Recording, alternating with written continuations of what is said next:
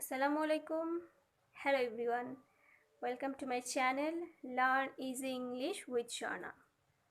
So I hope you all are doing well and I am also well by the grace of Almighty Allah. So আমরা গত ক্লাসে শিখেছিলাম while দিয়ে কিভাবে আমরা বাক্য গঠন করতে পারি। কিন্তু আমাদের কিছু কনফিউশন রয়েছে এবং সেগুলো হলো যে in a while or after a while এবং ফর এ হোয়াইল, এই তিনটা জিনিসের ভেতরে আমাদের কিছু কনফিউশন রয়েছে। সো আমরা আজকে সেই ধরনের কনফিউশনগুলো দূর করব। সো ইন এ হোয়াইল অর্থ কী? ইন এ হোয়াইল অর্থ হলো যে কিছুক্ষণের মধ্যে। আফটার এ হোয়াইল হলো কিছুক্ষণ পর এবং ফর এ হোয়াইল কিছুক্ষণের জন্য। এবার আমরা যদি তিনটার দিকে খেয়াল করি আমরা কিন্তু একটা জিনিস কমন পাচ্ছি, সেটা হলো হোয়াইল মানে হলো কি শর্ট টাইম। ঠিক আছে, এখন শর্ট টাইম হতে পারে সেটা 10 মিনিট 20 মিনিট, এটা কোনো ধরা বাঁধা সময় নয়, এটা একটা শর্ট টাইম বোঝাচ্ছে যে অনির্দিষ্ট একটা সময় কিন্তু অল্প একটা সময়। সো এই হোয়াইল মানে হলো শর্ট টাইম। তাহলে এখন আমরা যদি এই হোয়াইলকে 10 মিনিটস দিয়ে রিপ্লেস করি তাহলে অর্থগুলো কি দাঁড়ায়?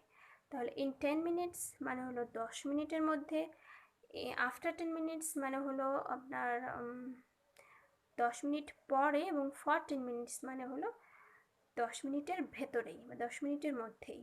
এখন এগুলো আমরা কিভাবে বাক্যে ইউজ করব?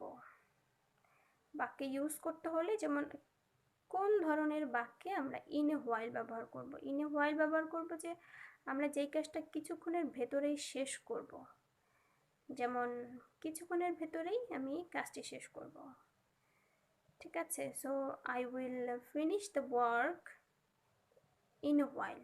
ওকে, এখন আমরা যদি বলি কিছুক্ষণ পরে আমরা রওনা হব, তাহলে we will depart after a while.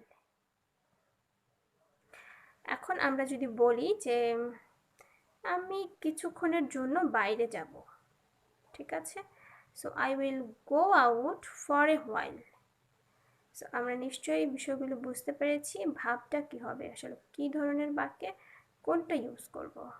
আশা করছি আর কারো কোনো কনফিউশন হবে না, যে কনফিউশন ছিল আমি দূর করে দিয়েছি। তারপরে যদি কোনো প্রবলেম থাকে আপনারা কমেন্ট করে জানাতে পারেন, আমি চেষ্টা করব সেটার সলিউশন দিতে। আর ভিডিওটি ভালো লাগলে অবশ্যই লাইক দিবেন আর সাবস্ক্রাইব করে আমাদের সাথেই থাকবেন। দেখা হবে পরবর্তী কোনো ভিডিওতে, ততদিন পর্যন্ত ভালো থাকুন, সুস্থ থাকুন, আল্লাহ হাফেজ।